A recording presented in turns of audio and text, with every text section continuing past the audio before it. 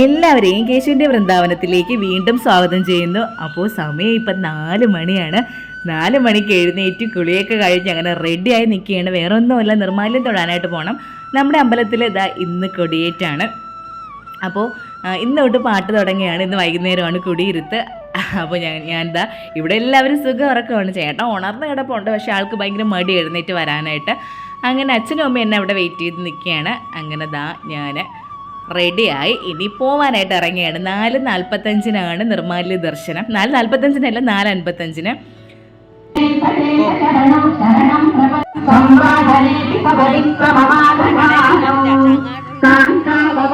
വെളുപ്പിന് 4:30 ആയപ്പോഴേക്ക് ഇത് അമ്പലത്തിലെത്തി. അപ്പം നല്ലൊരു വൈബായിരുന്നു. ഞാൻ വിചാരിച്ചു ചിലപ്പോൾ വെളുപ്പാൻ രാവിലെയാണ് ആൾ കുറവായിരിക്കും. നാട് മൊത്തം അവിടെ ഉണ്ടായിരുന്നു. കോവിലിൽ പുലർവേളയിൽ ജയദേവഗീതാലാപനം കേവലാനന്ദാമൃത തിരയാഴിയിൽ നീരാടിന പുത്തിലീ ചോട്ടിൽ മലർമുത്തു കോർക്കാൻ പോകാം ആനക്കേറാമേട്ടിൽ ഇനി ആയിരത്തിരി കൊളുത്താം ഇനിയുമീ കഥകളിൽ ഇളവേൽക്കാൻ മോഹം.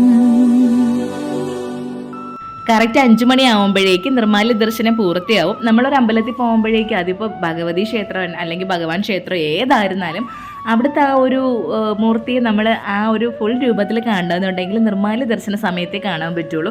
അപ്പോൾ അലങ്കാരങ്ങളൊക്കെ മൊത്തം മാറ്റിയിട്ട് നന്നായിട്ട് നമുക്ക് ആ രൂപത്തെ കാണാനായിട്ട് പറ്റും. അങ്ങനെ നല്ലൊരു വൈബ് എന്ന് പറഞ്ഞാൽ നല്ല രസമായിരുന്നു. വെളുപ്പാൻ രാവിലെ എഴുന്നേറ്റ് അമ്പലത്തിൽ പോയിട്ട് വന്നപ്പോഴേക്ക്. അപ്പോൾ അത് 5:05 ആയപ്പോഴേക്കും 5:10 ആയില്ല, അതിനു മുന്നേ ഞാൻ എന്താ വീടെത്തിയിട്ടുണ്ട്. അപ്പോൾ ഇവിടെ എല്ലാവരും ഉണർന്നില്ല എന്ന് വെച്ചാൽ ഞാൻ പോയപ്പോൾ തൊട്ട് ചേട്ടൻ ഉണർന്ന് കിടക്കായിരുന്നു. ഞാനിങ്ങനെ അവിടെ നിന്ന് വണ്ടിയിൽ വന്നപ്പോഴേ പുള്ളിക്കാരൻ ഇവിടെ സിറ്റ് ഔട്ടിൽ ഇരിക്കുന്നതുണ്ട്. അമ്മയായിരുന്നാലും അങ്ങനെ തന്നെ. അമ്മ ഞാൻ പോകാൻ നേരത്തെ എഴുന്നേറ്റ് അമ്മ ഡോറ് പൂട്ടിയേക്കണേന്ന് പറഞ്ഞിട്ടാണ് പോയത്. അപ്പോൾ ഞാൻ വണ്ടി കൊണ്ട് കയറിയപ്പോൾ തന്നെ അമ്മയും ഉണർന്നു വന്ന്. അപ്പോൾ അവരൊക്കെ ഉണർന്ന് കിടക്കായിരുന്നു. കേശിക്കുട്ട അറിഞ്ഞില്ല ഞാൻ പോയത്, എന്നെ അടിച്ച് കൊല്ലും അവൻ. അപ്പോൾ ആളാണെങ്കിൽ ഇങ്ങനെ അമ്പലത്തിൽ പൊയ്ക്കോളാൻ വയ്യാതിരിക്കുകയാണ്. അങ്ങനെ ഇതാ അമ്പലത്തിൽ പോയിട്ടൊക്കെ വന്നിട്ട് ഇനി വേണം ഇവിടെ വിളക്കൊക്കെ ഒരുക്കി കത്തിക്കാനായിട്ട്. ഞാൻ തൂത്തൊക്കെ വാരി ഇട്ടതിന് ശേഷമാണ് പോയത്. വന്നതിന് ശേഷം കത്തിച്ചാൽ മതിയല്ലോ, 4 മണിക്ക് കത്തിക്കേണ്ടെന്ന് വിചാരിച്ച്. അപ്പോൾ നേരെ ഒട്ടും പുലർന്നിട്ടില്ല. പിന്നെ നല്ല രസമാണ് അമ്പലത്തിൽ നിന്ന് ഇങ്ങനെ പാട്ടൊക്കെ കേട്ട് ഒരു പ്രത്യേക മൂഡാണ് ഇതാ ഈ ഒരു സമയത്ത്. അങ്ങനെ ഇനി വിളക്കൊക്കെ തേച്ച് വിളക്കെല്ലാം കത്തിക്കണം. പിന്നെ അത് നേരത്തെ ഞാൻ പൂ കാണിച്ചില്ലേ, അത് അമ്പലത്തിൽ നിന്ന് കിട്ടിയതാണ്. അവിടെ അടിയായിരുന്നു ഈ ഒരു പൂവിന് വേണ്ടി. തലേ ദിവസം അമ്മയാണ് ഈ ചുരുക്കി വെച്ചിരുന്ന പിച്ചിപ്പൂ വരുന്നത്. അപ്പോൾ അതെടുക്കാൻ വേണ്ടിയായിരുന്നു അവിടുത്തെ ഒരു ബഹളമൊക്കെ.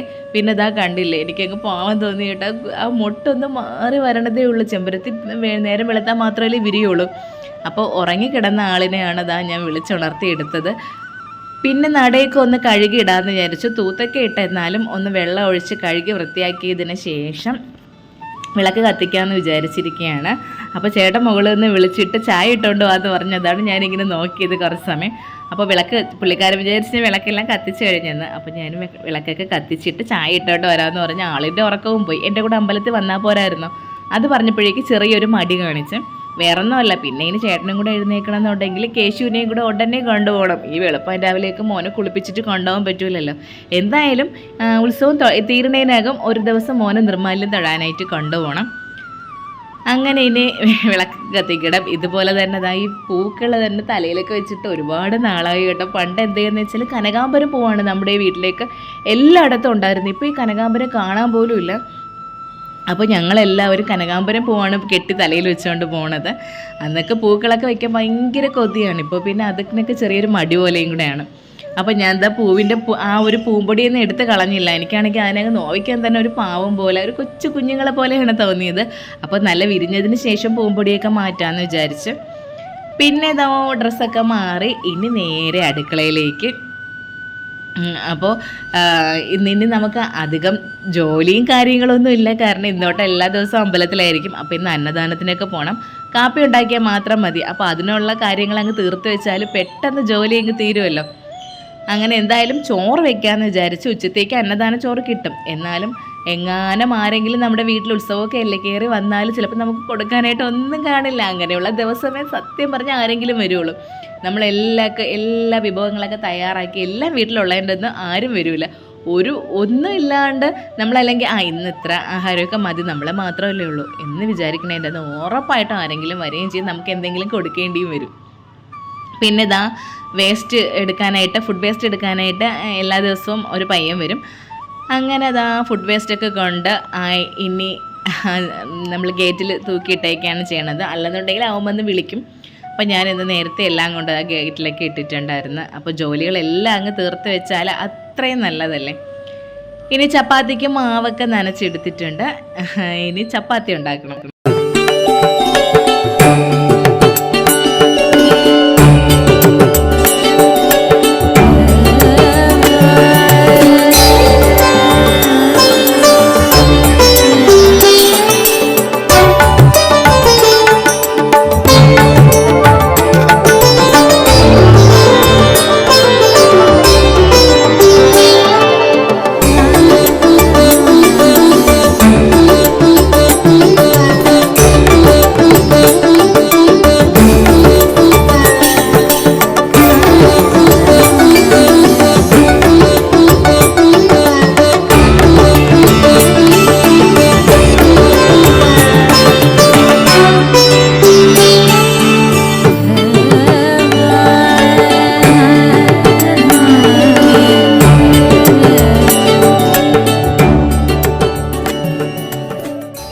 ചപ്പാത്തിക്കുള്ള മാവ് നനച്ച് വെച്ച് പിന്നെ ചായയൊക്കെ ഇട്ട് ഇനി ചേട്ടന് ചായ കൊടുക്കണം. അമ്മ ഇപ്പോൾ പകുതി മയക്കത്തിലായിരിക്കും. അമ്മ വീണ്ടും പോയി കിടന്ന്. അപ്പോൾ ഇപ്പോഴും ചായയും കൊടുത്ത അമ്മേനെ ഇപ്പോഴും ഉണർത്തിയിട്ട് കാര്യമില്ല, പാവോ കുറച്ചും നേരം കൂടെ കിടന്നോട്ടെ എന്ന് വിചാരിച്ച് അങ്ങനെ ഞാൻ ഒരു കപ്പ് ചായ എനിക്കും ഒരു കപ്പ് ചായ ചേട്ടനുമായിട്ട് എടുത്ത് മുകളിൽ കൊണ്ട് സിറ്റ് ഔട്ടിൽ വന്നതാണ്. അപ്പോൾ ഇതേപോലെ രാവിലെ വന്ന് സിറ്റ് ഔട്ടിൽ ഇരിക്കാനൊന്നും സമയം കിട്ടാറേയില്ല. രാവിലെ എഴുന്നേറ്റുള്ള ഒരു ഓട്ടപ്പാച്ചിലായിരുന്നല്ലോ. ഇന്നിപ്പോൾ കുറച്ച് അധികം നേരത്തെ എഴുന്നേറ്റപ്പോഴേക്ക് എല്ലാത്തിനും ഉള്ള സമയം കിട്ടി. അപ്പോൾ ഇപ്പം ഞാൻ വിചാരിക്കുന്നുണ്ട് ഇനി തൊട്ട് 4 മണിക്ക് എഴുന്നേറ്റാലോ എന്ന്. അത് ചിലപ്പം വിചാരം മാത്രമേ ഉള്ളൂ. ഇന്നത്തെ ഒരു വൈബിൽ അങ്ങനെയൊക്കെ തോന്നും. അപ്പോൾ നേരമൊക്കെ ഇങ്ങനെ പുലർന്ന് വരണതേ ഉള്ളൂ. അപ്പോൾ ഞങ്ങൾ രണ്ടാളും അവിടെ നിന്ന് എഴുന്നേറ്റപ്പോഴേക്ക് കേശുക്കുട്ട എഴുന്നേറ്റ് നോക്കണുണ്ട് ഒറ്റയ്ക്ക് എന്നെ ഇട്ടിട്ട് പോയോ. അതിനുശേഷം വീണ്ടും ആളിങ്ങനെ തലകുത്തിയൊക്കെ കിടന്നുറങ്ങി. ചേട്ടൻ ഉറക്കച്ചിലൊക്കെ എഴുന്നേറ്റിരിക്കുകയാണ്. ഞാൻ പോയപ്പോൾ തൊട്ട് എഴുന്നേറ്റിട്ടുണ്ടായിരുന്നു. അങ്ങനെ നമ്മുടെ നാട് ഇങ്ങനെ വളർന്ന് സജീവമായിക്കൊണ്ടിരിക്കുകയാണ്. ഉത്സവമായോട്ട് എല്ലാവരും അധികം നേരത്തേക്ക് ഉണർന്നിട്ടുണ്ട്. അപ്പോഴേക്കും നമുക്ക് പത്രമൊക്കെ വന്ന്. അപ്പോൾ ഇത് ദേശാഭിമാനിയാണ്. ഇനി മനോരമ പത്രം കുറച്ച് കഴിഞ്ഞേ വരുള്ളൂ. 2 പത്രമാണ് ഇപ്പോൾ ഇടണത്.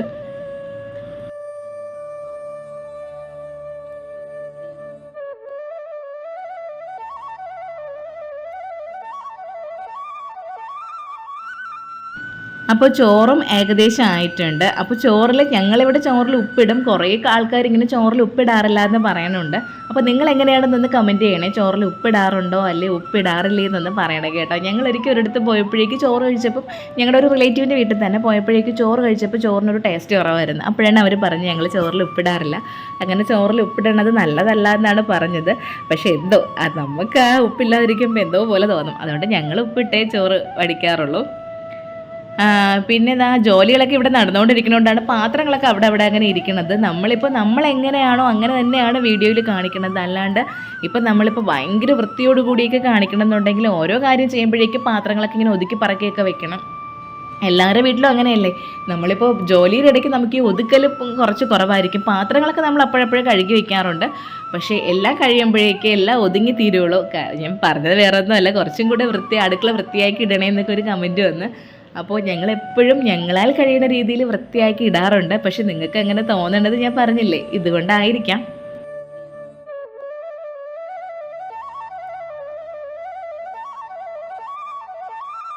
ഇനി ചപ്പാത്തി ഉണ്ടാക്കി വെക്കാമെന്ന് വിചാരിച്ചു. മോൻ ഉണർന്ന് വരണേന് മുന്നേ ഈ ജോലിയും കൂടെ അങ്ങ് തീർത്ത് വെക്കണം. ചോറ് വാർത്തൊക്കെ ഇട്ടിട്ടുണ്ട്. പിന്നെ ഉരുളക്കിഴങ്ങ് കറി ഇന്നലെ വെച്ചതുണ്ടായിരുന്നു. ഇന്നലെ രാത്രി ഉരുളക്കിഴങ്ങ് കറിയും പുട്ടുമായിരുന്നു. അപ്പോൾ അതിൻ്റെ ബാലൻസ് കുറച്ചുണ്ടായിരുന്നു. പിന്നെ ഞാൻ എന്ത് ചെയ്യുന്നത് വെച്ചാൽ ഇന്ന് ഒരു ഉരുളക്കിഴങ്ങും കൂടെ എടുത്തങ്ങ് വെച്ച് എങ്ങാനും തികയാതെ പോയാലോ എന്ന് വിചാരിച്ചിട്ട് അപ്പോൾ ഇനി ചപ്പാത്തി മാത്രം ഉണ്ടാക്കുന്ന ജോലിയേ ഉള്ളൂ. ഇന്ന് രാത്രിയും ഇനി ഫുഡൊന്നും വേണ്ടി വരില്ല. രാത്രിയും അവിടെ അമ്പലത്തിലെ ലഘുഭക്ഷണമുണ്ട്.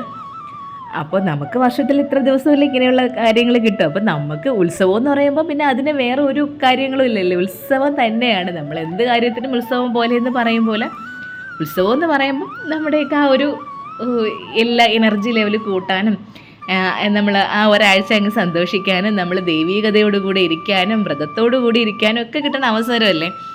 അപ്പോൾ അതിൻ്റെ മാക്സിമം അതങ്ങ് എൻജോയ് ചെയ്യുക, അതിൻ്റേതായ പൂർണ്ണ രൂപത്തിൽ അത് അനുഭവിക്കുക. അതാണ് ഞങ്ങളുടെ ഒരു പോളിസി.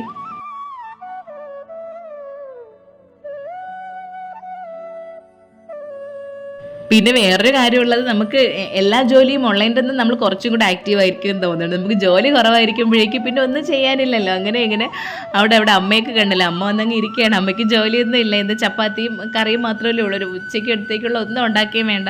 അപ്പോൾ ചെറിയൊരു മടി തോന്നും. നമ്മളെപ്പോഴും എന്തെങ്കിലുമൊക്കെ ചെയ്തുകൊണ്ടിരുന്നാൽ മാത്രമേ നമ്മൾ ആക്റ്റീവായിട്ടിരിക്കുകയുള്ളൂ. ഇല്ലെങ്കിൽ അറിയാമല്ലോ, നമ്മളൊരു മെഷീനായിരുന്നാലും അനക്കാണ്ട് വെച്ചിരുന്നാൽ അതിരുന്ന് തുരുമ്പ് പിടിക്കും. അതുപോലെയാണ് നമ്മുടെ കാര്യവും. എപ്പോഴും എന്തെങ്കിലുമൊക്കെ ചെയ്ത് ഇങ്ങനെ ആക്റ്റീവായിട്ട് നിൽക്കുക. നമുക്ക് നമ്മളെ മനസ്സിന് വേറെ ഒരു ചിന്തയിലോട്ടും കടക്കാൻ അനുവദിക്കാണ്ട് എപ്പോഴും ഫ്രഷാക്കി നിർത്തണം. അതാണ് എൻ്റെ ഒരു കാര്യം. ഇപ്പം എല്ലാവർക്കും പിന്നെ ഇതാ കണ്ടില്ലേ, അമ്മയ്ക്ക് ഇപ്പോൾ കോഴിക്കുഞ്ഞുങ്ങളുള്ളതുകൊണ്ട് അമ്മ ഇപ്പോൾ എപ്പോഴും കോഴിക്കുഞ്ഞുങ്ങളെ ബാക്കുന്നതാണ്. അമ്മ തന്നെയാണ് അതിനെ എപ്പോഴും നോക്കണത്. അപ്പോൾ ഉരുളക്കിഴങ്ങ് കറി എന്താ ഇവിടെ റെഡി ആയിട്ടുണ്ട്. പിന്നെ ഞാൻ നേരത്തെ പറഞ്ഞത്, ഞാൻ എപ്പോഴും നമുക്ക് എല്ലാവർക്കും നമ്മൾ ഈ കാണുന്നതൊന്നും ആയിരിക്കില്ലല്ലോ യഥാർത്ഥ നമ്മുടെ ജീവിതം എന്ന് പറയുമ്പോൾ. എന്ന് വെച്ചാൽ നമ്മളെല്ലാവരും നമ്മുടെ സന്തോഷങ്ങൾ മാത്രമേ ഷെയർ ചെയ്യുള്ളൂ, നമ്മുടെ സങ്കടങ്ങൾ നമ്മളങ്ങനെ ഷെയർ ചെയ്യാറില്ല. അപ്പോൾ എല്ലാവരുടെ ജീവിതത്തിലും എന്തെങ്കിലുമൊക്കെ പ്രശ്നങ്ങളൊക്കെ കാണുമല്ലോ. അപ്പോൾ നമ്മൾ അങ്ങനെയുള്ള കാര്യങ്ങൾ അധികം ചിന്തിച്ച് തലപുണ്ണാക്കി അതിനെ വേറൊരു രീതിയിലേക്ക് കൊണ്ടുപോകാനുള്ള ഒരു അവസരം കൊടുക്കാതിരിക്കണം. അതിനുവേണ്ടി നമ്മൾ എന്ത് ചെയ്യണമെന്ന് വെച്ചാൽ, നമ്മുടെ അങ്ങനെയുള്ള ആ ഒരു വിഷമ പാട്ടിലോട്ട് നമ്മുടെ ആ ഒരു മൈൻഡിനെ കടക്കാനായിട്ടുള്ള സമയം നമ്മൾ കൊടുക്കാനേ പാടില്ല. നമ്മളെപ്പോഴും മൈൻഡ് ഇങ്ങനെ ഫ്രഷ് ആക്കിക്കൊണ്ടിരിക്കണം, ഓരോ കാര്യങ്ങളിങ്ങനെ പുതുതായിട്ട് കണ്ടുപിടിച്ച് ചെയ്തുകൊണ്ടിരിക്കണം, എപ്പോഴും ആക്റ്റീവായിട്ടിരിക്കണം. നമുക്ക് മരണം വരെ എന്തെങ്കിലുമൊക്കെ ഇതേപോലെ ഒന്ന് ആക്റ്റീവായിട്ട് ഇരിക്കാൻ പറ്റിയാൽ അതിൽ പരം വേറെ ഒന്നും ഒരു സന്തോഷവും ഇല്ലെന്ന് വേണമെങ്കിലും പറയാം. അങ്ങനെ ഞാൻ ചപ്പാത്തി ഇനി ചുട്ടും കൂടെ വെച്ച് കഴിഞ്ഞാൽ എല്ലാ ജോലിയും കഴിയും. ഇപ്പോൾ 7:30 ആകുമ്പോഴേക്ക് ജോലി ഫുള്ള് തീരുമെന്നാണ് തോന്നണത്.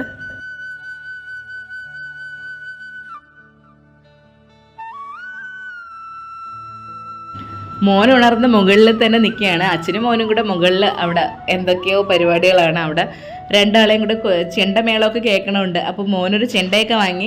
അപ്പോൾ രാവിലെ എഴുന്നേറ്റ് ഉടനെ തന്നെ അവനിങ്ങനെ ചെണ്ട കൊട്ടിക്കൊണ്ട് നടക്കണം. അതുപോലെ തന്നെ കുറച്ച് സമയം മാത്രമല്ലേ അവൻ്റെ അച്ഛനെ കിട്ടുള്ളൂ.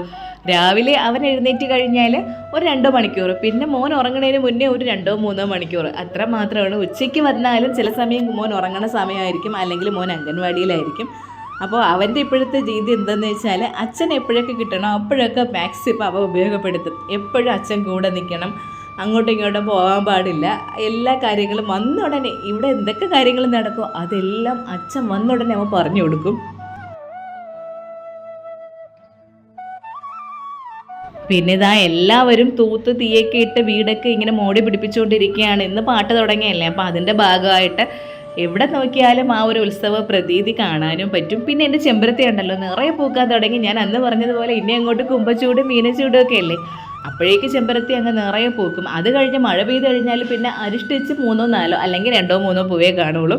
പിന്നെ രാവിലെ തന്നെ ഞാൻ തുണിയൊക്കെ അലക്കാനിട്ടിരുന്ന ഇനി അതൊക്കെ ഒന്ന് വിരിച്ചൊക്കെ ഇടണം. ഇനി അതൊക്കെയാണ് അടുത്ത പരിപാടി. ഇങ്ങനെ അല്ലറ ചില്ലറ ജോലികൾ മാത്രമേ ഇന്നുള്ളൂ. പക്ഷേ എന്നാലും നമ്മൾ മടി പിടിച്ചിരിക്കാനും പാടില്ലല്ലോ. പിന്നെ എനിക്ക് ചെറുതായിട്ടൊക്കെ ഉറക്കം വരണുണ്ട്. രാവിലെ തലേദിവസം കിടന്നുറങ്ങിയപ്പോഴേ 12:45 1 മണിയായി. എനിക്ക് വീഡിയോ എഡിറ്റിംഗ് ഒക്കെ ഉണ്ടായിരുന്നു. പിന്നെ പിറ്റേന്ന് അതിരാവിലെ എഴുന്നേൽക്കുകയും ചെയ്ത്. എൻ്റെ ഫോണിലാണെങ്കിൽ ഞാൻ 6 മണിക്കാണ് അലാറം സെറ്റ് ചെയ്ത്, 6 മണിക്കല്ല 5 മണിക്കാണ് അലാറം സെറ്റ് ചെയ്ത് വെച്ചിരിക്കുന്നത്. അപ്പോൾ 4 മണിയിലോട്ട് ആക്കാനും മറന്നുപോയി. പക്ഷേ ഞാൻ ഒരു ഉറക്കം ഉറങ്ങിയപ്പോഴേക്കും എന്തോ പെട്ടെന്ന് മനസ്സിൽ വന്ന അലാറം സെറ്റ് ചെയ്തില്ലായിരുന്നു. പിന്നെ ഇങ്ങനെ അലാറം സെറ്റ് ചെയ്ത് വെക്കാനും ഒരു മടിയായിരുന്നു. അങ്ങനെ എന്തോ പറ്റിയെന്ന് വെച്ചാൽ, ഉറങ്ങിയിട്ടുണ്ടെങ്കിലും ഇടയ്ക്കിടയ്ക്ക് ഇങ്ങനെ ഉണർന്നിട്ട് നമ്മൾ നോക്കുമല്ലോ, അയ്യോ സമയമായോ. അപ്പോൾ ഇടയ്ക്ക് ഞാൻ ഉണർന്ന് നോക്കിയപ്പോഴേക്കും മണി 2:30 ആയിരുന്നു. പിന്നെ ഉറങ്ങിയിട്ട് നോക്കിയപ്പോൾ 3:45. അങ്ങനെ നമ്മൾ അധികം അങ്ങോട്ട് എന്നാലും ഉറങ്ങിയില്ല, ആ ഒരു പരുവത്തിലായിരുന്നു. അപ്പോൾ ഒരു 9 മണിയായപ്പോൾ തൊട്ട് എനിക്ക് ചെറുതായിട്ടൊക്കെ ഉറക്കമൊക്കെ വന്നു തുടങ്ങി. എന്നാലും നമുക്ക് ഉറക്കത്തിനെ നമ്മളെ കീഴ്പ്പെടുത്താൻ അനുവദിച്ചാൽ പിന്നെ ഇനി ഭയങ്കര ക്ഷീണമായിരിക്കും. എന്തായാലും ഇന്ന് അന്നദാനത്തിന് പോയിട്ട് വന്നിട്ട് കുറച്ച് സമയം കിടന്ന് ഉറങ്ങിയേ പറ്റൂ. നമ്മളൊക്കെ മനുഷ്യരല്ലേ, എല്ലാ ആവശ്യമില്ല, ഏറ്റവും കൂടുതൽ ആവശ്യം ഉറക്കവുമാണല്ലോ. അങ്ങനെ വീട്ടിലോട്ട് വന്നതാണ്. വീട്ടിലോട്ട് വന്നപ്പോഴേക്കും അച്ഛനും ഇവിടെ ഭയങ്കര മേളം. ഇവിടെ തൂത്തൊക്കെ തീയിട്ട് എല്ലാ ഭാഗമൊക്കെ വീട് മൊത്തത്തിൽ നിന്ന് പുകയും പോലെ ആയിരുന്നു. അമ്മ അടുക്കളയിൽ കാപ്പിയൊക്കെ ഉണ്ടാക്കണ തിരക്കിലുമായിരുന്നു.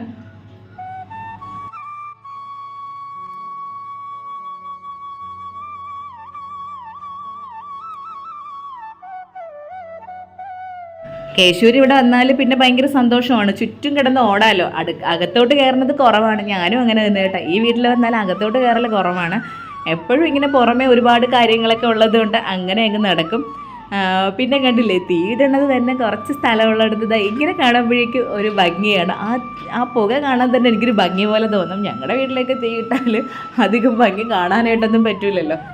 അങ്ങനെ ഇവിടെ കുറേ തേക്കിൻ്റെ ഇലകളൊക്കെ ഉണ്ട്. അച്ഛൻ അതെല്ലാം തൂത്തുകൊണ്ടിരിക്കുകയാണ്. കേശുവിന് ഇവിടെ വന്നാൽ ഇത് അവൻ്റെ ചർക്ക് വേണ്ടിയാണ്. അപ്പോൾ അമ്മ വെപ്രാളപ്പെട്ട് ജോലിയൊക്കെ ചെയ്യണതാണ്. ജോലിയെന്ന് പറഞ്ഞാൽ കാപ്പി ഉണ്ടാക്കൽ മാത്രമേ ഉള്ളൂ. അന്നദാനത്തിന് ഇന്നിപ്പോൾ അമ്മയും അച്ഛനും നമ്മളെല്ലാവരും കൂടെ അല്ലേ പോണത്. പിന്നെ ഇന്നത്തെ ദിവസം അനിയത്തിയുടെ വകയായിട്ടാണ് അന്നദാനം. അവളുടേതും ഉണ്ട്. ഒരു 5 പേര് ചേർന്നാണ് ഇന്നത്തെ അന്നദാനം സ്പോൺസർ ചെയ്തിരിക്കുന്നത്. കുറേ വർഷങ്ങൾക്ക് മുന്നേ 3 വർഷം ഞങ്ങൾ അന്നദാനം നടത്തിയിട്ടുണ്ടായിരുന്നു. പിന്നെ ഇപ്പോഴിനി കുറേ നാളായി അന്നദാനമൊക്കെ നടത്തിയിട്ട്. പിന്നെ കേശു ഇനി ഭയങ്കര കളി തുടങ്ങി. അപ്പോൾ ഇനി ഒട്ടും സമയമില്ല. വേറെ ഒരുപാട് ജോലി ഇല്ലെങ്കിലും എന്നാൽ ജോലി ഉണ്ട് താനും. അപ്പോൾ ഇനി കുറച്ച് നേരം ഇവിടെ നിന്നിട്ട് ഇനി വീണ്ടും വീട്ടിലോട്ട് പോകണം. വീട്ടിലെന്ന് പറഞ്ഞാൽ എൻ്റെ വീട്ടിൽ. അപ്പോൾ അച്ഛൻ അവിടെ തീയൊക്കെ ഇട്ട് എല്ലാം സൂപ്പറാക്കിയിട്ടുണ്ട്. പിന്നെ ഇവിടുത്തെ ഒരു കാര്യമെന്ന് വെച്ചാൽ ഇന്നൊരു ദിവസം എല്ലാം തൂത്തു തീയിട്ടാലും പിറ്റേന്നാകുമ്പോഴേക്ക് ഇത് വീണ്ടും തദൈവ തന്നെ മൊത്തം കരിയിലായിരിക്കും. അപ്പോൾ അച്ഛൻ അവിടെയൊക്കെ തൂത്ത് തീയിട്ട് നടപ്പോഴേക്കും എനിക്കൊരു ആവേശം. ഇനി ഇവിടെ വന്നിട്ട് ഞാനെന്തോ കുറേ കരിയിലകളൊക്കെ അവിടെ കൂട്ടിയിട്ടിട്ടുണ്ടായിരുന്നു. അന്നിങ്ങനെ പുല്ലൊക്കെ എല്ലാം ചെത്തിപ്പറക്കിയൊക്കെ കൊണ്ടിട്ടിരുന്നില്ലേ, അതൊക്കെ ഉണങ്ങി വരണതേ ഉള്ളൂ. നല്ല പച്ചപ്പുല്ലായിരുന്നല്ലോ. അപ്പോൾ കുറേയൊക്കെ തീ ഇട്ടായിരുന്നു. ഇനി ബാലൻസും കൂടെ ഉണ്ടായിരുന്നു തീ ഇടാനായിട്ട്. പിന്നെ അപ്പുറത്തെ വീട്ടിലും തീയൊക്കെ ഇട്ടിരിക്കണമെന്ന് പറഞ്ഞില്ലേ, ഷവറൊക്കെ കൂട്ടി. അപ്പോൾ ചേച്ചി അവിടെ ഇങ്ങനെ ആ ഒരു മേളത്തിലൊക്കെ ആയിരുന്നു. അപ്പോൾ കേശുവിന് ഇതൊക്കെ കാണുമ്പോൾ ഭയങ്കര സന്തോഷമാണ്. ഞാൻ പിന്നെ ഇങ്ങനെ കുറച്ചും കൂടെ പറഞ്ഞ് മോനെ ഇങ്ങനെ കുറച്ച് ഇളക്കിക്കൊണ്ടിരിക്കും. ആ ഒരു രീതി അവന് വരണമല്ലോ. ഉത്സവത്തിന് പോകണം, ഇതാണ് നമ്മളെങ്ങനെയാണോ നമ്മുടെ മക്കളെടുത്ത് പറഞ്ഞു കൊടുക്കുന്നത് ആ രീതിയിൽ അവരുടെ മൈൻഡ് ആ ഒരു എന്താ പറയുക, ആ രീതിയിലോട്ട് അങ്ങാവും. ഇന്നിപ്പോൾ ഞാൻ രാവിലെ 4 മണിക്ക് എഴുന്നേറ്റ കാര്യം പറഞ്ഞില്ലേ, 4 മണിക്ക് എഴുന്നേറ്റ് അമ്പലത്തിൽ പോയി, 4:30 മണിക്ക് കുളിച്ചാണ് നിർമ്മാലയം കാണാൻ പോയത്. ഞാൻ സംസാരിച്ചപ്പോൾ ഇതുകൊണ്ടാണ് ഓൺ വോയിസിൽ വീഡിയോ ചെയ്യാത്തത്. ഇവിടെ എപ്പോഴും അലപ്പം ബഹളമാണ്. ആദ്യമൊക്കെ ഞാനിങ്ങനെ ഓൺ വോയിസിലൊക്കെ ചെയ്തുകൊണ്ടിരുന്നു. എന്താ നോക്കണത്? ഇപ്പൊ എന്തെങ്കിലും ഞാൻ സംസാരിക്കുന്നതാണ്.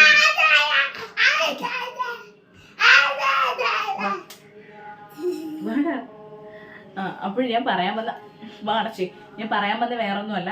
അതുകൊണ്ട് സമയം പോണില്ല.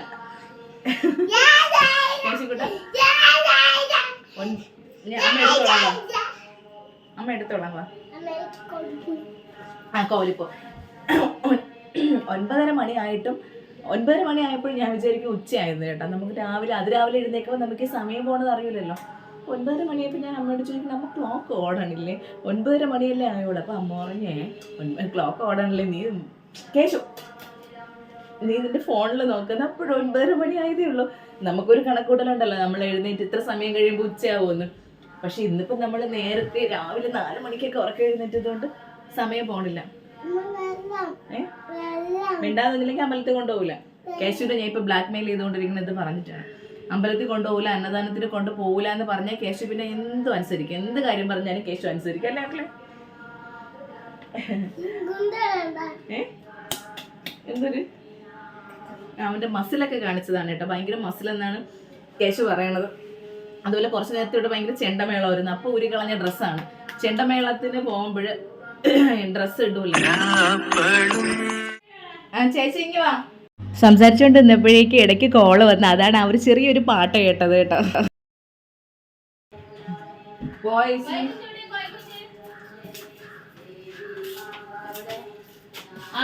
എന്നെയും കാണാനല്ല അമ്മേ. അമ്മ കിടങ്ങി. അയ്യേ, ഞാൻ ഇത്ര നേരം കിടന്നു. രാവിലെ 7 മണിക്ക് തുടങ്ങിയതാണ്. വന്നതിന് ശേഷം വിത്തിരിക്കുന്നു.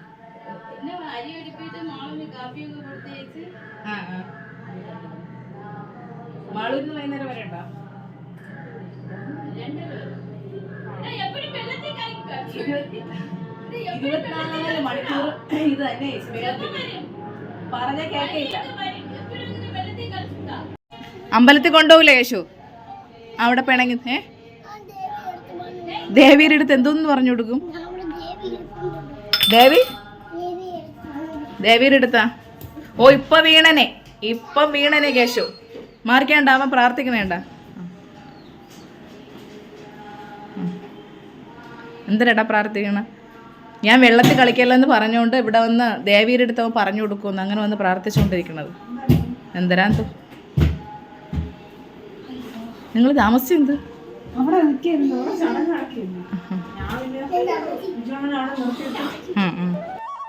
അപ്പോൾ ചേച്ചിയൊക്കെ വന്നതാണ് അന്നദാനത്തിന് പോകാനായിട്ട്. പിന്നെ കണ്ടില്ലേ കേശുവിന് എന്ത് വഴക്ക് പറഞ്ഞാലും ഓടിപ്പോയി. ഞാൻ ഇപ്പോൾ തമ്പാച്ചിയുടെ അടുത്ത് പറഞ്ഞു കൊടുക്കും അല്ലെങ്കിൽ ദേവിയുടെ അടുത്ത് പറഞ്ഞു കൊടുക്കും ഒന്ന് പറഞ്ഞിട്ട് ഓടി വന്ന് അവിടെ നിന്നിട്ട് എന്തെങ്കിലും ദേവി അല്ലെങ്കിൽ കൃഷ്ണ ഇങ്ങനെ അമ്മ ഇങ്ങനെ പറയണുണ്ടേ എന്നൊക്കെ പറയും. പിന്നെ ഇതാ ഇപ്പോൾ ഒരു സംഭവം നടന്നു കേട്ടോ.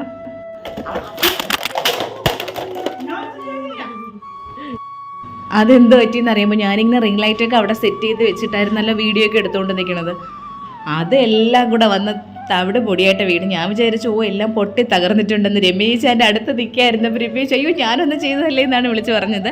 ഇത് മൊത്തത്തിൽ പോയി എൻ്റെ ആ നടുക്കുള്ള ആ ഭാഗം വെള്ളയായിട്ടൊക്കെ ഇരിക്കണേണ്ടില്ലേ അത് കേശ് തള്ളിയിട്ട് ഒടിച്ചതാണ്. പിന്നെ ചേട്ടൻ എങ്ങനെയൊക്കെയോ വേറെ സംഭവമൊക്കെ ഇട്ടൊന്ന് സെറ്റ് ചെയ്ത് വെച്ച് തന്ന്.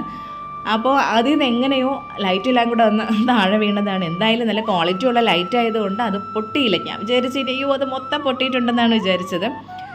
അങ്ങനെ ഇതാ ഞങ്ങളെല്ലാവരും പിന്നെ അമ്പലത്തിൽ പോകാനായിട്ട് റെഡി ആയിക്കൊണ്ടിരിക്കുകയാണ്. അപ്പോൾ കേശു ഇന്ന് അംഗൻവാടിയിലൊന്നും പോയില്ല. അങ്ങനെ അമ്പലത്തിൽ പോകാനായിട്ട് റെഡി ആയിക്കൊണ്ടിരിക്കുകയാണ്. അംഗൻവാടിയിൽ പോയില്ലെന്നല്ല, ഞായറാഴ്ച ദിവസമല്ലേ അംഗൻവാടിയൊന്നും ഇല്ല. അപ്പോൾ ചേട്ടന് ക്ലാസ് ഉണ്ട്, ചേട്ടൻ ക്ലാസ്സിൽ പോയി. അപ്പോൾ ഡ്രസ്സിൻ്റെ കാര്യമായിരുന്നാലും മോൻ പറയണത് തന്നെ അവൻ ഇട്ട് കൊടുക്കണം. ഇപ്പോഴേ ഭയങ്കര ഡ്രസ് കോഡും സെലക്ഷനും ഒക്കെയാണ്. നമുക്ക് തോന്നണത് ഇട്ട് കൊടുത്താലൊന്നും ഒരു രക്ഷയില്ല. പിന്നെ അടിയും പിടിയൊക്കെ നടത്തണം. എവിടെ പോയാലും പാൻറ് ഇടണം. അവൻ ഇതൊന്നും വേണ്ട, പാൻറ് മതി.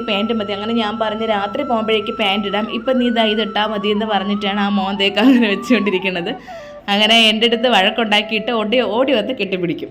എന്നിട്ട് പിന്നെ ഒരു സോപ്പിടലാണ്. ആദ്യം എന്തോന്ന് നീ കാണിച്ചതെന്നൊക്കെയാണ് ചോദിക്കണം. അത് കഴിഞ്ഞിട്ട് പോട്ടമ്മേ സോറി അമ്മേ എന്ന് പറഞ്ഞിട്ട് കെട്ടിപ്പിടിച്ചുകൊണ്ടിരിക്കും. അങ്ങനെ ഇതാ ഞാനിനി അന്നദാനം കഴിക്കാനായിട്ട് പോകാനായിട്ട് റെഡിയായി. പിന്നെ ഇനി പാത്രങ്ങളൊക്കെ കൊണ്ടുപോകണ്ടേ. അമ്മയൊന്നും വരണില്ല, ചേട്ടൻ വരണില്ല, അമ്മയ്ക്ക് കാല് വയ്യാത്തതുകൊണ്ടാണ് വരാത്തത്. അപ്പോൾ അവർക്കുള്ള ചോറ് വാങ്ങിക്കൊണ്ട് വരണം. അപ്പോൾ അതിനായിട്ടുള്ള പാത്രങ്ങളൊക്കെ കൊണ്ടാണ് പോണത്. ഞങ്ങൾ കഴിച്ചിട്ട് വാങ്ങിക്കൊണ്ട് വരും. എല്ലാവരും അങ്ങനെ തന്നെ, എല്ലാവർക്കും വരാൻ പറ്റില്ലല്ലോ. അപ്പോൾ അവർക്കുള്ള ചോറ് വാങ്ങിക്കൊണ്ട് പോകാനായിട്ട് പാത്രങ്ങളൊക്കെ ആയിട്ടായിരിക്കും എല്ലാവരും വരണത്. അത്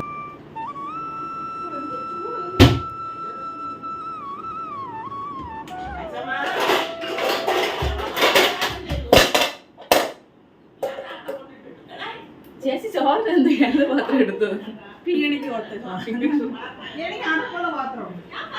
അടപ്പുള്ള പാത്രമില്ല.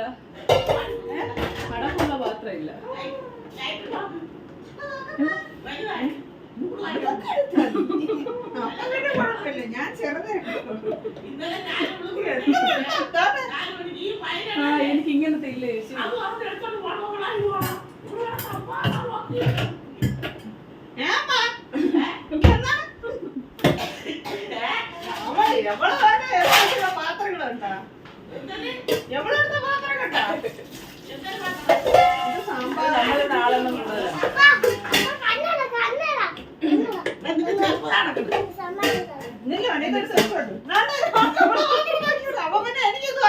മറ്റേതൊക്കെ ചെറുതാണ്. ചെറിയ പാത്രം വല്ലതും ഉണ്ടാടി. ഈ ചെറുതില്ലാത്തോണ്ടാണ് ഞാൻ ഈ ഞാൻ വിചാരിച്ച് സാമ്പാർ അവിയലും അല്ല അവിയൽ അതിൽ തന്നെ വാങ്ങിക്കാല്ലേ. സാമ്പാർ ഇതിലൊക്കെ വാങ്ങിക്കാം. രസമുണ്ടെങ്കിൽ ഇതിൽ പുളിശ്ശേരി വാങ്ങിക്കണ്ടേ. അതാണ് പുളിശ്ശേരിക്ക് ഞാൻ പിന്നെ രസത്തിന് ഇവിടെ കുറെ ടിന്നുകളുണ്ട്. സമയത്ത് നോക്കിയാൽ പിന്നെ ഒന്നും കാണില്ല. പിന്നെ പായസം അവളെല്ലാം വലിയ ആനയാണ് എടുത്തോണ്ട് അതിലൊക്കെ സാധനങ്ങൾ ഇരിക്കണം.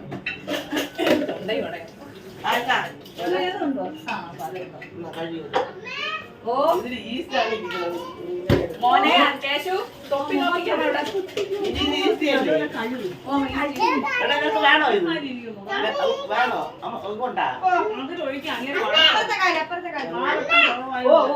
അല്ല അല്ല മറ്റേ കാര്യം ഞാൻ പറഞ്ഞാലേ അവന് വിശ്വാസം. ഈ ഒരു കാര്യത്തിൽ മാത്രമാണ് എന്റെ കൊച്ചിനെ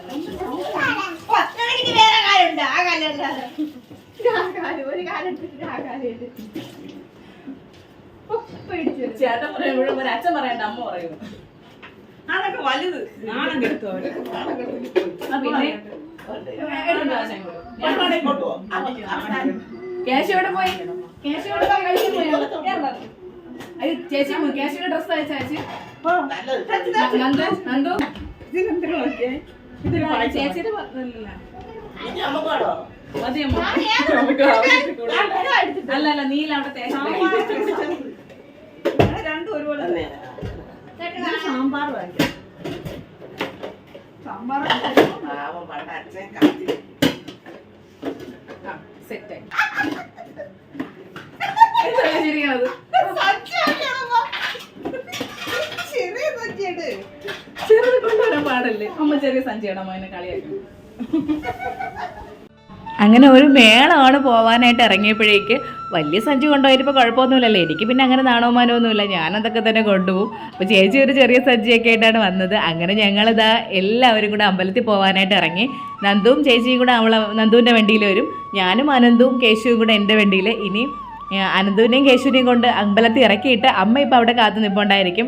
അച്ഛൻ നേരത്തെ പോയി അമ്പലത്തിൽ, അപ്പോൾ അമ്മേനെ കൂടെ ഇനി വിളിച്ചുകൊണ്ട് ഇവരവിടെ കൊണ്ടാക്കിയിട്ട് വേണം അമ്മേനെ വന്ന് വിളിച്ചുകൊണ്ട് പോകാനായിട്ട്. അങ്ങനെ ദാ എല്ലാവരും അമ്പലത്തിൽ പൊയ്ക്കൊണ്ടിരിക്കുന്ന തിരക്കാണ്. ഇനി ഇതൊന്നുമല്ല, ഇനി മാലപ്പുറത്തിൻ്റെ അന്നാണ് ഭയങ്കര അടിയും തള്ളലും വന്നു. പിന്നെ കഴിഞ്ഞ വർഷം ഞാനിങ്ങനെ പോയി നിന്നിട്ട് എനിക്ക് ഊണ് കഴിക്കാൻ പറ്റാണ്ട് ഞാൻ തിരിച്ചു വന്ന് 12 മണിക്ക് പോയതാണ്. 2 മണി വരെ നിന്നിട്ടും അന്ന് ഭയങ്കര സദ്യയാണ്, അമ്മയുടെ കല്യാണമല്ലേ. അപ്പോൾ അന്ന് 2 മണിയായിട്ട് എനിക്ക് പിന്നെ ഷോപ്പിലും പോവേണ്ടി വന്ന്. അങ്ങനെ ഞാൻ സങ്കടപ്പെട്ടാണ് തിരിച്ചു വന്നത്. അങ്ങനെ ദാ ഞങ്ങളിവിടെ എത്തിയപ്പോഴേക്കും അമ്മ റെഡിയായി നിൽക്കുകയാണ്. അങ്ങനെ അമ്മയെടുത്ത് പറഞ്ഞിട്ടുണ്ടായിരുന്നു ഞങ്ങൾ പോയിട്ട് ഞാൻ ഇവരെ കൊണ്ട് അവിടെ ആക്കിയിട്ട് അമ്പലത്തിലാക്കിയിട്ട് അമ്മേനെ വന്ന് വിളിക്കാമെന്ന്. അങ്ങനെ അമ്മ അവിടെ വെയിറ്റ് ചെയ്യുകയാണ്. ഇനി നന്ദു രമേശ് ആദ്യമേ മുന്നേ അങ്ങ് പോയി, ഞങ്ങളവിടെ നിന്നപ്പോഴേക്കും ഇനി ഞങ്ങൾ നേരെ അമ്പലത്തിലോട്ട്.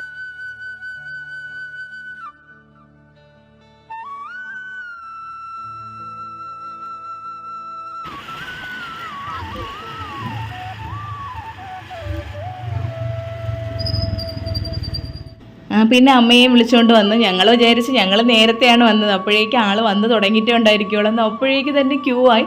പക്ഷേ ഇന്ന് നമുക്ക് അത്ര അങ്ങ് സാറ്റിസ്ഫാക്ഷൻ ആയില്ല, വേറെ ഒന്നുമല്ല.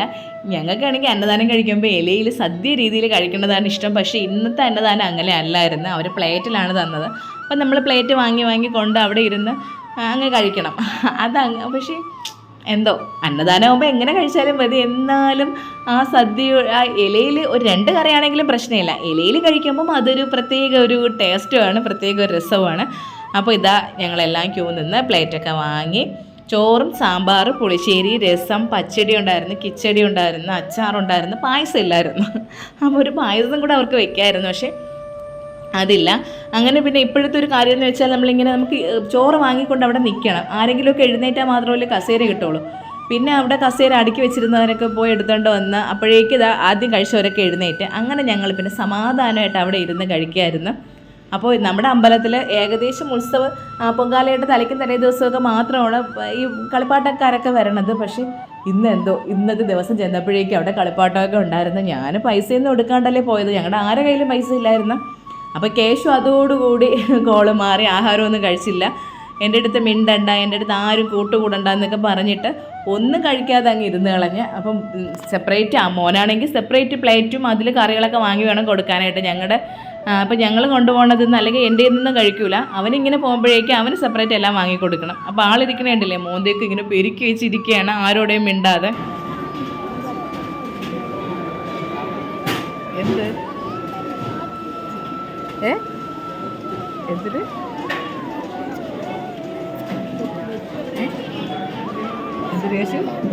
ഞങ്ങൾ കയറി കഴിക്കാനായിട്ടൊക്കെ ഇരുന്ന സമയത്ത് കറണ്ട് പോയി. പിന്നെ ഭയങ്കര ചൂടുമായിരുന്നു, പിള്ളേർക്കൊക്കെ ഭയങ്കര ദേഷ്യം. അനന്തൂനും കേശുവിനൊക്കെ ഭയങ്കര ദേഷ്യം. നമ്മളെടുത്ത് ചൂടും ഇടിയും തള്ളലും എല്ലാം ആയപ്പോഴേക്ക് അവർക്ക് വരണം കൂടെ, പക്ഷേ ഇടിയും തള്ളലും കൊള്ളാനൊന്നും വയ്യ, ഒന്ന് ഇതിനുള്ള കാര്യങ്ങൾക്കൊന്നും അവർക്ക് വയ്യ. അങ്ങനെ കഴിച്ചിട്ടതാ ഞങ്ങളെല്ലാവരും ഇറങ്ങി. ഇനി നേരെ വീട്ടിലോട്ട് പോകണം. അമ്മ അവിടെ തിരക്കി നോക്കിയിരിക്കുകയായിരിക്കും ഫുഡ് കഴിക്കാനായിട്ട്. അങ്ങനെ ഞങ്ങളിതാ തിരിച്ച് വീട്ടിലെത്തി. അപ്പോൾ അമ്മയ്ക്കും ചേട്ടനുള്ള ആഹാരമൊക്കെ കൊണ്ടുവന്ന്, പിന്നെ അന്നദാനം ചോറാകുമ്പോൾ എല്ലാവരും നോക്കിയിരിക്കുമല്ലോ, അതൊരു പ്രത്യേക രുചിയല്ലേ. അപ്പോൾ ഞങ്ങൾ പോയ സമയത്ത് അമ്മ പറയായിരുന്നു അച്ഛനുണ്ടെങ്കിലായിരുന്നു, അച്ഛനിങ്ങനെ കാത്തിരിക്കുമായിരുന്നു. ചേട്ടൻ്റെ അച്ഛൻ മരിച്ചുപോയി. അപ്പോൾ മുമ്പ് ഇതേപോലെ ഞാൻ അന്നദാനം കഴിക്കാൻ ഞങ്ങൾ ഇവിടുന്ന് പോകുമ്പോഴേക്കും ഈ ചോറിന് വേണ്ടി അച്ഛൻ ഇങ്ങനെ വെയിറ്റ് ചെയ്തിരിക്കും, അവരെ കണ്ടില്ലല്ലോ എന്ന് പറഞ്ഞിട്ട്. അപ്പോൾ ഞങ്ങൾ പോകാനായിട്ട് ഇറങ്ങിയപ്പോൾ അമ്മ ഇങ്ങനെ അത് പറയായിരുന്നു, പണ്ട് അച്ഛൻ ഉള്ളപ്പോൾ അച്ഛൻ നോക്കിയിരിക്കും ചോറ് കൊണ്ടുവരണതെന്നൊക്കെ പറഞ്ഞിട്ട്. അങ്ങനെ ഇനിതാ അമ്മ കഴിക്കാനായിട്ട് പോണതാണ്. അപ്പോൾ ചോറിൻ്റെ കൂട്ടത്തിൽ തന്നെ കറികളെല്ലാം അവർ അതിലൊഴിച്ച് തന്നു. ഞാൻ പിന്നെ സെപ്പറേറ്റ് നമ്മൾ കറികൾ വാങ്ങി, എന്നാലും അതിൽ കൂടെ തന്നെ അവിയലും തോരനും ഒക്കെ അതിൽ തന്നെ വെക്കുമല്ലോ. അങ്ങനെ കുറച്ച് ചോറ് ചേട്ടന് വെച്ചിട്ട് അമ്മയും ദാ കഴിക്കാനായിട്ട് എടുത്ത്.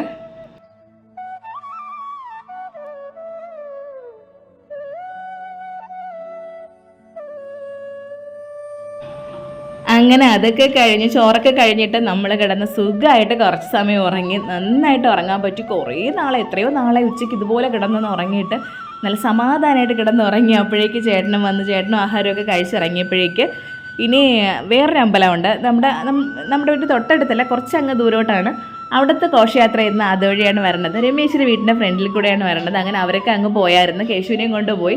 അപ്പോൾ ഭയങ്കര ഘോഷയാത്രയാണ്. പിന്നെ ഒരുപാട് ഐതിഹ്യമൊക്കെ ഉള്ളൊരു അമ്പലമാണ്. അപ്പോൾ അങ്ങ് മുരുക്കുമ്പുഴ അമ്പലത്തിൽ നിന്നാണ് ആ ഘോഷയാത്ര വരണത്. വരുമ്പോഴേക്ക് നമ്മുടെ ഇവിടെ ആറ്റിൻകുഴി അമ്പലത്തിൽ നിന്ന് സ്വീകരിച്ചുകൊണ്ടാണ് പിന്നെ ഈ തൈക്കാട്ടുകോണം അമ്പലത്തിലേക്ക് കൊണ്ടുപോകണത്. അപ്പോൾ ഞങ്ങൾ അത് കാണാനായിട്ട് നേരെ ഇതാ രമേശിൻ്റെ വീട്ടിൽ വന്ന്. അപ്പോൾ അത് വരുമ്പോഴേക്ക് ഏകദേശം ഒരു 7 മണിയായിരുന്നു നമ്മുടെ കണക്കൂട്ടല്ലേ. പക്ഷേ കണക്കൂട്ടലെല്ലാം തെറ്റിപ്പോയി. ഇവിടെ ഒരു ഘോഷയാത്രയും കണ്ടിട്ട് എല്ലാം കഴിഞ്ഞ് നേരെ വീട്ടിൽ പോയി ഒന്നും കൂടെ കുളിച്ചിട്ട് പനീരമൂട്ട് പോയി കുടിയിരുത്തൊക്കെ കാണാമെന്നായിരുന്നു ഞങ്ങളുടെ ഉദ്ദേശം. പക്ഷേ ഘോഷയാത്ര വന്നപ്പോഴേക്ക് ഒരുപാട് ലേറ്റായി. കേശു ആണെങ്കിൽ പിന്നെ അത് കാണാതെ വരെയുമില്ല.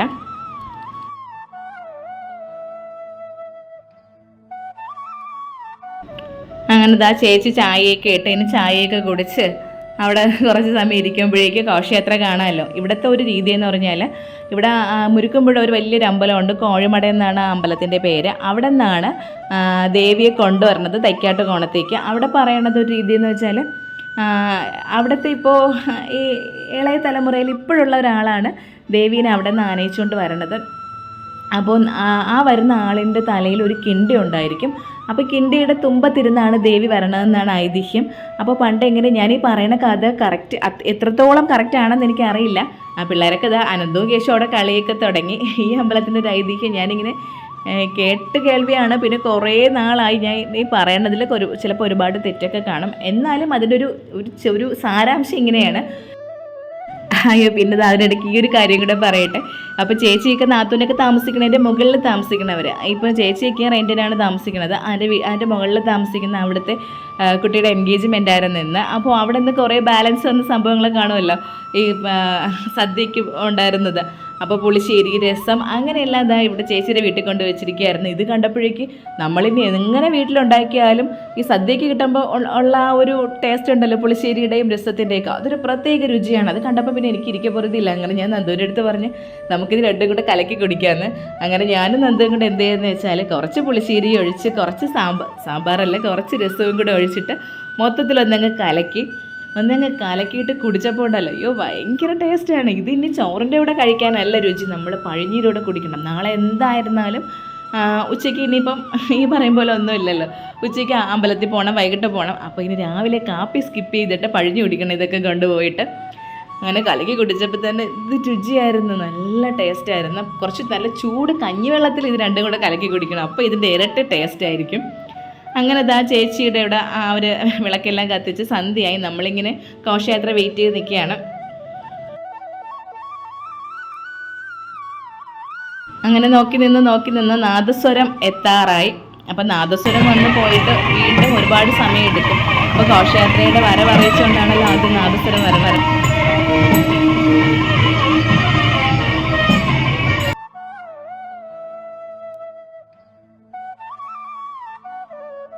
അപ്പോൾ ഇനി ഈ അമ്പലത്തിലെ ഐതിഹ്യം എങ്ങനെയാണെന്ന് വെച്ചാൽ, ഇപ്പോൾ ഉള്ള അമ്പലം ഉണ്ടല്ലോ, തൈക്കാട്ടുകോണം എന്നാണ് അതിൻ്റെ പേര്, അലത്തറയാണ് ആ അമ്പലം ഉള്ളത്. അവിടെ ഉണ്ടായിരുന്ന ആ ഒരു അതൊരു കുടുംബക്ഷേത്രമാണ്. അവിടെ ഉണ്ടായിരുന്ന ആരോ ഒരാളിങ്ങനെ ഭയങ്കര ദേവീഭക്തനായിരുന്നു ഈ കോഴിമട അമ്പലത്തിലെ.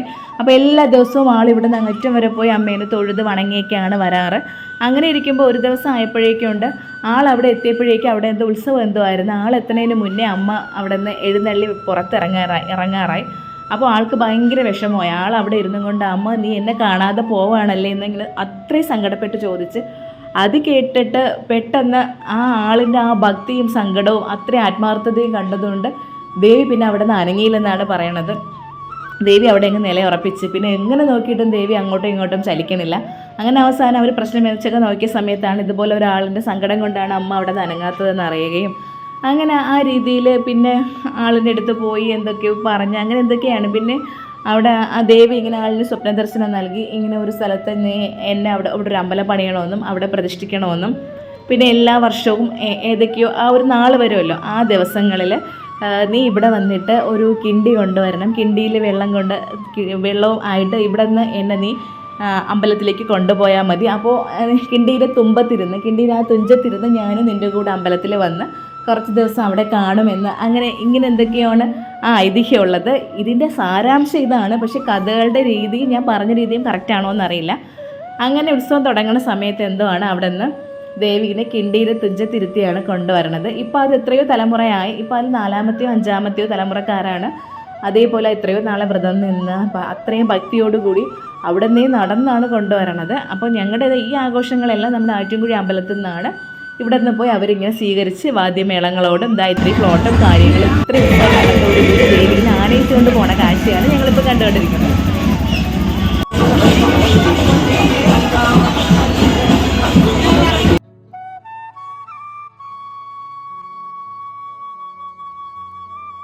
അപ്പോൾ ഇതെല്ലാം നമ്മുടെ അവിടെ എത്തിയപ്പോഴേക്കും 8:15 മണിയായി. 8 മണിക്കാണ് കുടിയിരുത്ത് പനേരമൂട്ടിൽ നടക്കുന്നത്. അപ്പം ഞാൻ 8 മണിയെന്ന് പറഞ്ഞാലും അമ്മ വന്ന് കുടിയിരുത്തൊക്കെ നടക്കുമ്പോഴേക്കും 8:30 മണിയെങ്കിലും കഴിയും.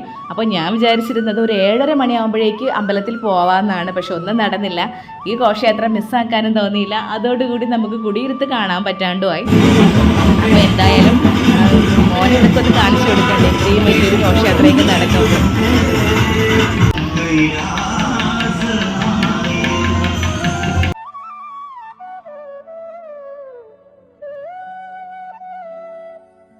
ഈ ഫ്ലോട്ടുകളൊക്കെ നമ്മൾ പാസ് ചെയ്ത് പോയതേ ഉള്ളൂ. അതിൻ്റെ ആ ഒരു ഇതുണ്ടല്ലോ, ആ ഒരു കളിയും കാര്യങ്ങളൊന്നും നമ്മളവിടെ ഇല്ലായിരുന്നു. കുറേ കൂടെ ഫ്രണ്ടിലോട്ട് പോയിട്ടാണ് അതൊക്കെ നടന്നത്. പിന്നെ ഇതാണ് ഞാൻ പറഞ്ഞത്. കണ്ടില്ലേ, ഈ ആളിൻ്റെ തലയിൽ ആ കിണ്ടിയാണ് കാണുന്നത്. കിണ്ടിയുടെ തുഞ്ചത്തിരുന്നാണ് ദേവി എഴുന്നള്ളി വരണത്. അപ്പോൾ ആൾ കണ്ടപ്പോഴേ അത്രയും തളർന്നതുപോലെ ഒരുപാട് നേരം കൊണ്ട് അവിടെ നിന്നേ നടന്ന് വരണതല്ലേ. അപ്പോൾ അതും കണ്ട് ദേവിയുടെ യാത്രയും കണ്ട് ഇനി കളിപ്പാട്ടക്കാർ ഇഷ്ടം പോലെ ആയിരുന്നു. അപ്പോൾ കേശുവിന് വീണ്ടും ഓരോ കളിപ്പാട്ടക്കാരായിട്ട് അവൻ ഇങ്ങനെ അവിടെ തടഞ്ഞു നിർത്തണുണ്ട്. അങ്ങനെ ഓരോ കളിപ്പാട്ടങ്ങളും കാര്യങ്ങളൊക്കെ വാങ്ങി ഞങ്ങൾ തിരികെ വീട്ടിലേക്ക്. അപ്പോൾ പോണ വഴിക്കെല്ലാം ആൾക്കാരിങ്ങനെ പോണത് കാണാമായിരുന്നു, ഉത്സവമൊക്കെ കണ്ടിട്ട്. അപ്പോൾ ഇന്നത്തെ വീഡിയോ ഇത്രയേ ഉള്ളൂ. വീഡിയോ ഇഷ്ടമായി ലൈക്ക് ചെയ്യുക, ഇഷ്ടമായില്ലെങ്കിൽ ഡിസ്ലൈക്ക് ചെയ്യുക. പിന്നെ നിങ്ങളത് കാണുന്നത് FBയിലാണെങ്കിൽ എൻ്റെ പേജ് ഒന്ന് ഫോളോ ചെയ്യണം. അല്ല യൂട്യൂബിലാണെങ്കിൽ ചാനലൊന്ന് സബ്സ്ക്രൈബ് ചെയ്യാനായിട്ട് മറക്കരുത്. പുതിയ വീഡിയോയും